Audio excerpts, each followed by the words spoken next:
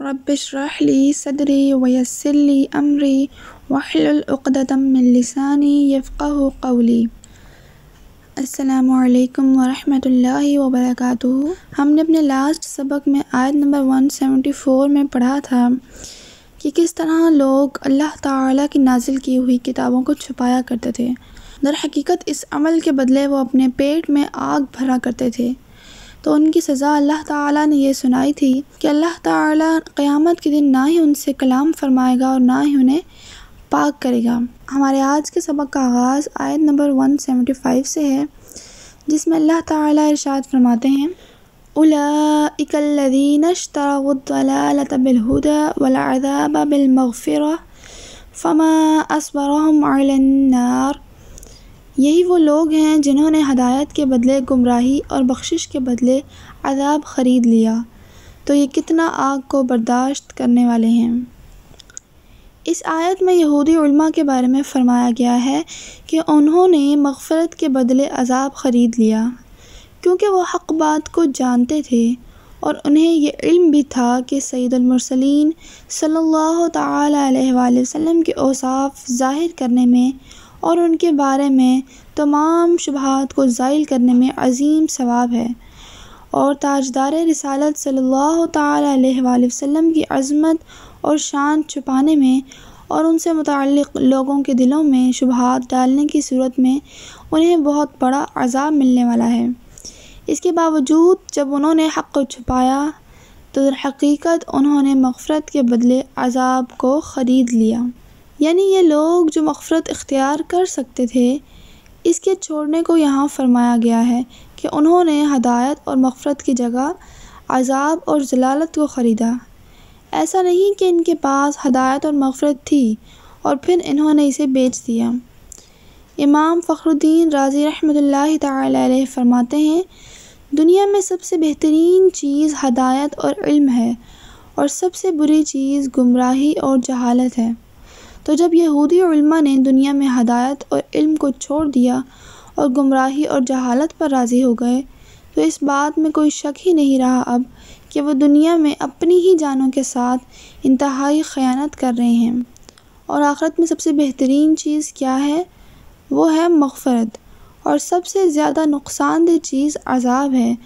تو جب انہوں نے مغفرت کو چھوڑ دیا اور عذاب پر راضی ہو گئے تو بلا شبہ وہ آخرت میں انتہائی نقصان اٹھانے والے ہیں، اور اب جب ان کا یہ حال ہے تو دنیا اور آخرت میں سب سے بڑے خسارے میں یہی لوگ ہیں۔ اگلی آیت میں اللہ تعالیٰ کا ارشاد مبارک ہے: ذَلِكَ بِأَنَّ اللَّهَ نَزَّلَ الْكِتَابَ بِالْحَقِّ وَإِنَّ الَّذِينَ اخْتَلَفُوا فِي الْكِتَابِ لَفِي شِقَاقٍ بَعِيدٍ۔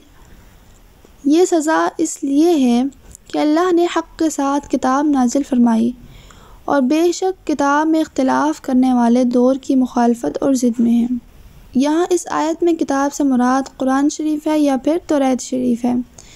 پہلی صورت میں تو اختلاف سے مراد ہوگا کہ نہ ماننا، اور دوسری صورت میں یہاں اس سے مراد ہوگا کہ صحیح طور پر نہ ماننا، کیونکہ یہودی قرآن کو تو بالکل ہی نہ مانتے تھے اور توریت کو ماننے کے دعوے دار تھے، مگر اسے صحیح طور پر نہ مانتے تھے، ورنہ آپ صلی اللہ تعالیٰ علیہ وآلہ وسلم پر ایمان لے آتے۔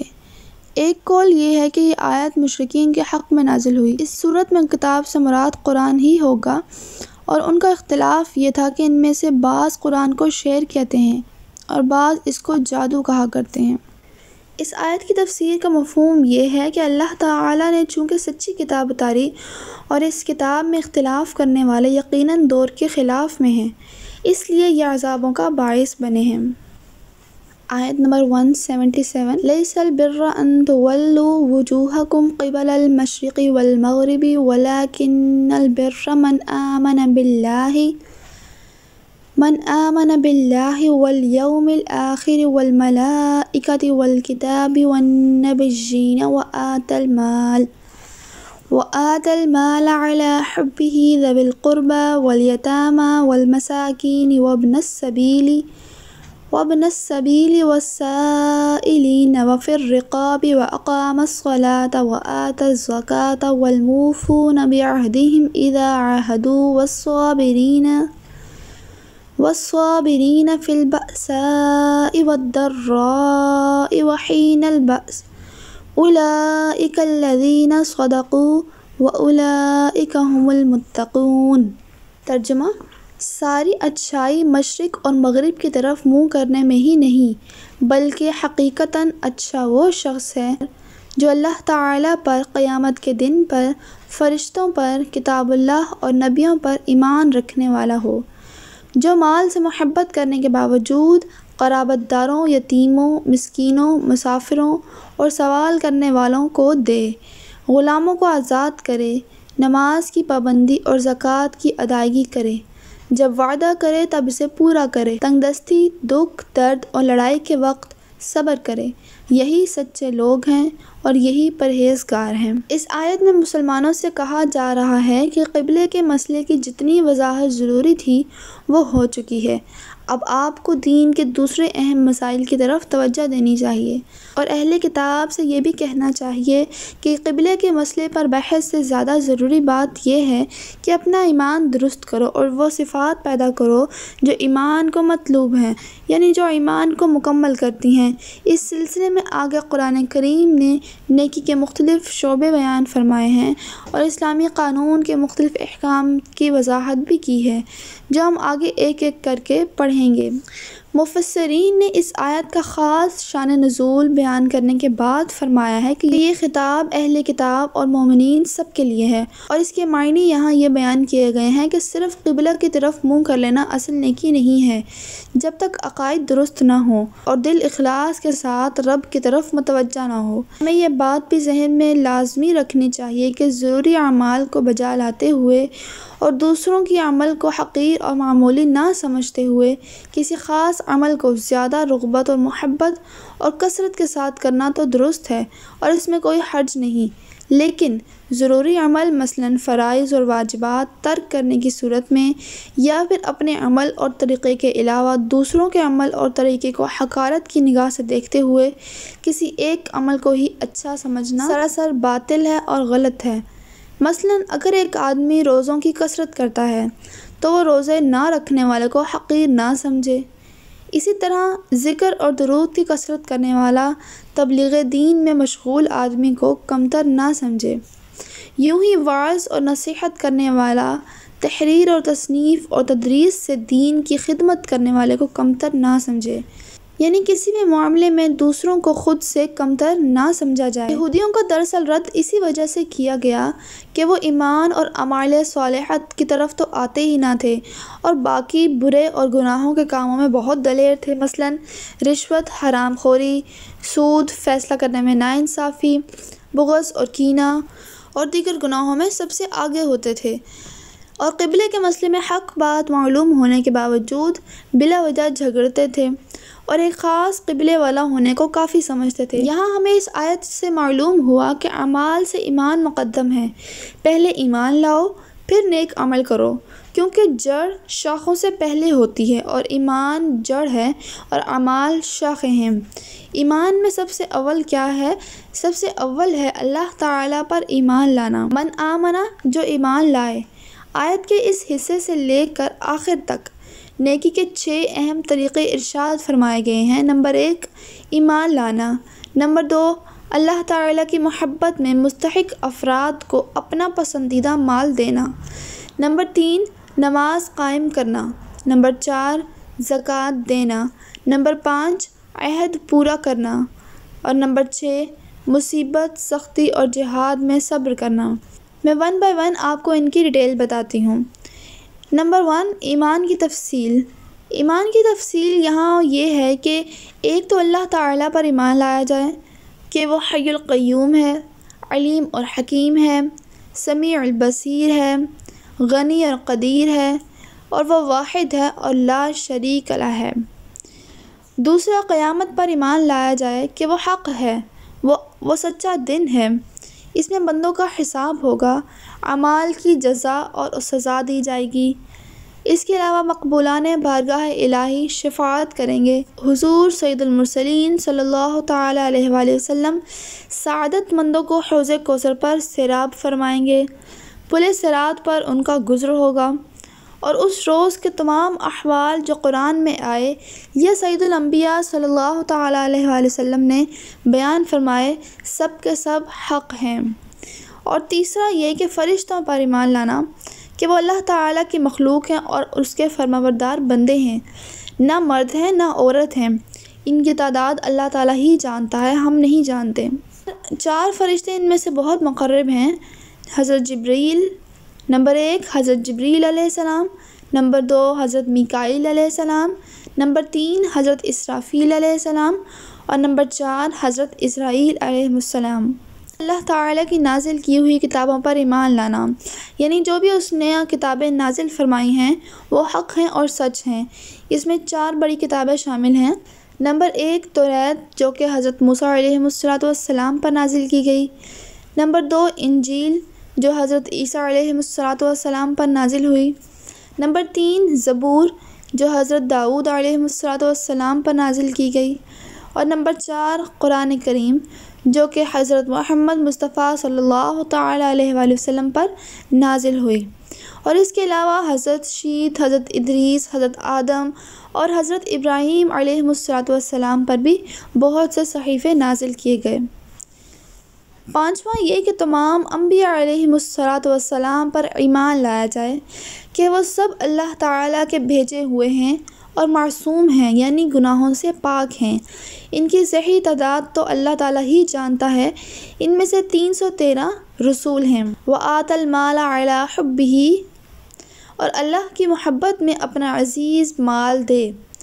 اس سے پہلے ایمان کا بیان ہوا اور اب اعمال کا ذکر کیا جا رہا ہے، اور آیت کے اس حصے میں نیکی کا دوسرا طریقہ بیان کیا جا رہا ہے کہ اللہ تعالیٰ کی محبت میں مستحق افراد کو اپنا پسندیدہ مال دیا جائے۔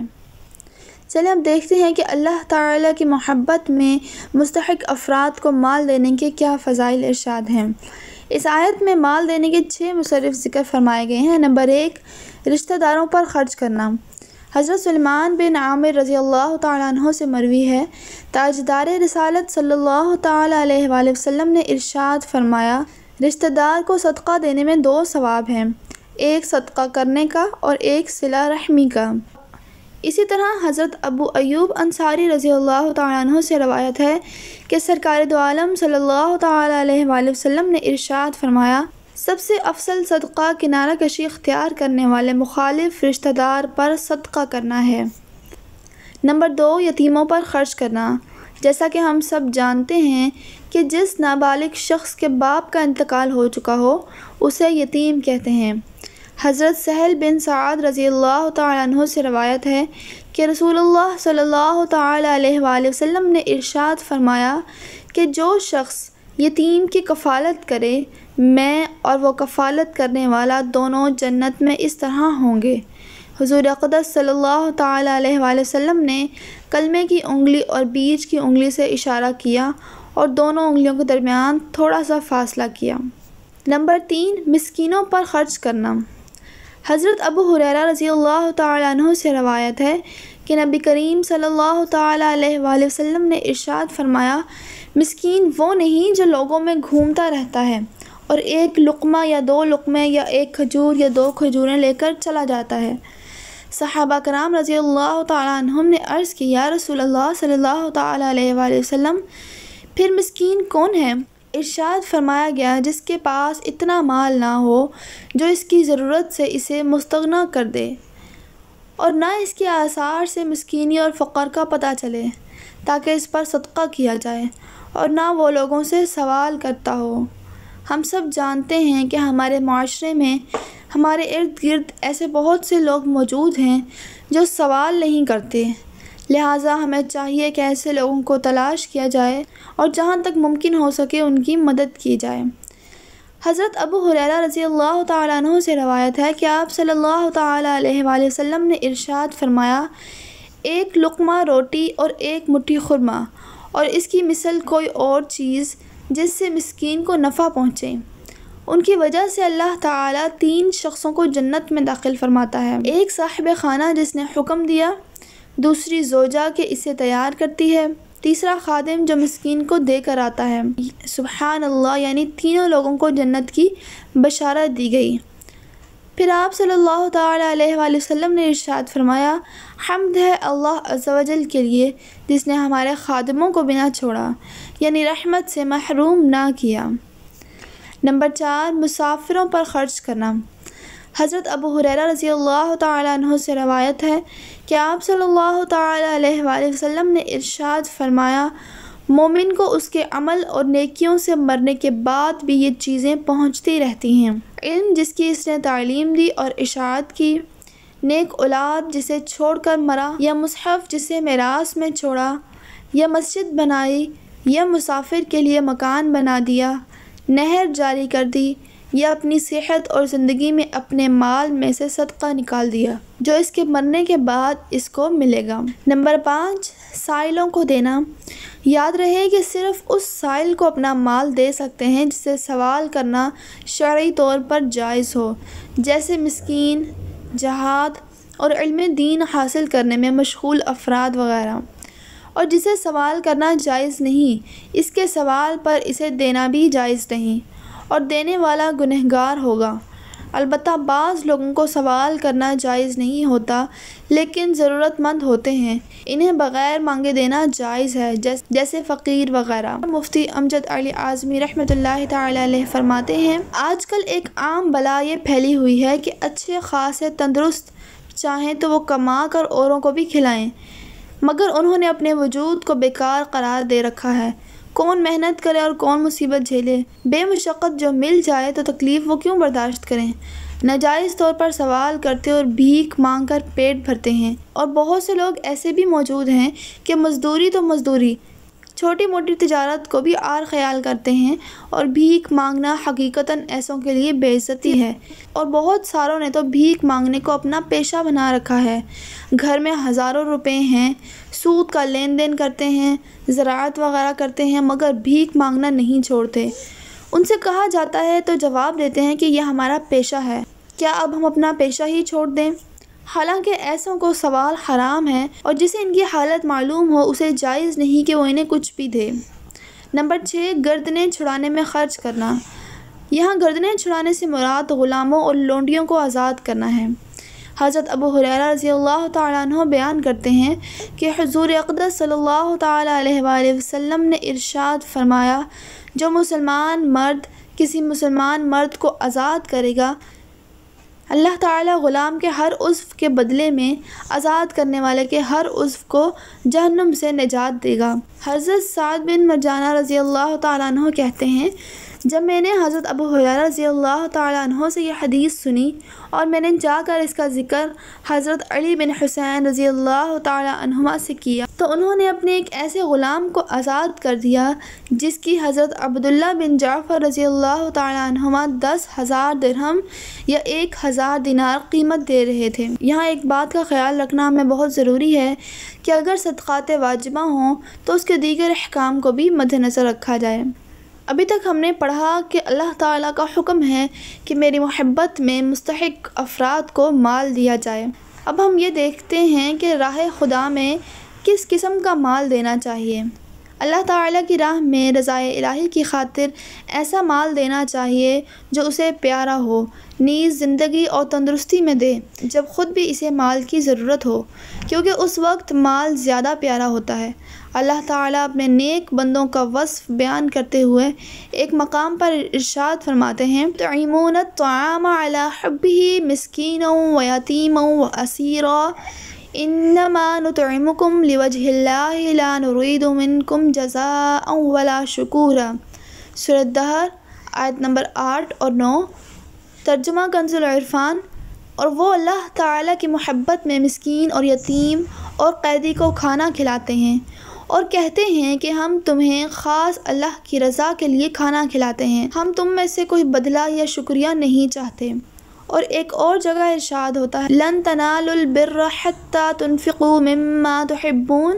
سورہ آل عمران آیت نمبر 92۔ ترجمہ، تم ہرگز بھلائی کو نہ پا سکو گے جب تک راہ خدا میں اپنی پیاری چیز خرچ نہ کرو۔ حضرت ابو ہریرہ رضی اللہ تعالیٰ عنہ فرماتے ہیں، ایک آدمی نبی کریم صلی اللہ تعالیٰ علیہ وآلہ وسلم کی بارگاہ میں حاضر ہو کر عرض گزار ہوا کہ یا رسول اللہ صلی اللہ تعالیٰ علیہ وآلہ وسلم، کون سا صدقہ ثواب کے لحاظ سے بڑا ہے؟ ارشاد فرمایا گیا، جبکہ تم تندرستی کی حالت میں صدقہ دو اور تمہیں خود بھی مال کی ضرورت ہو اور تنگدستی کا خوف بھی ہو اور مالداری کا اشتیاق بھی، یہ نہ ہو کہ جان گلے میں آ پھنسے اور کہے کہ اتنا فلاں کے لیے اور اتنا فلاں کے لیے، حالانکہ اب تو وہ فلاں کا ہو چکا۔ وَأَقَامَ الصَّلَاةَ وَآتَى الزَّكَاةَ، اور نماز قائم رکھے اور زکوٰۃ دے۔ اس آیت کے اس حصے میں نیکی کا تیسرا اور چوتھا طریقہ بیان کیا گیا ہے کہ فرض نمازیں اور ان کے ارکان تمام شرائط کے ساتھ ادا کی جائیں اور اس کے مال میں جو زکوٰۃ واجب ہو اسے ادا کریں۔ وَالْمُوفُونَ بِعَہْدِهِمْ، اور اپنے عہد پورا کرنے والے۔ یہاں نیکی کا پانچواں طریقہ بیان کیا گیا ہے، اور اس آیت میں عہد سے سارے جائز وعدے مراد ہیں، خواہ وہ اللہ تعالیٰ سے کیے گئے ہوں یا پھر وہ وعدے آپ صلی اللہ تعالیٰ علیہ وآلہ وسلم سے کیے گئے ہوں، یا پھر نکاح کے وقت بیوی سے یا کسی اور سے، جیسے حکمرانوں کے وعدے، عوام سے، بشرطیہ کے وعدے تمام جائز ہوں۔ ناجائز وعدوں کو پورا کرنے کی اجازت ہمیں نہیں دی گئی۔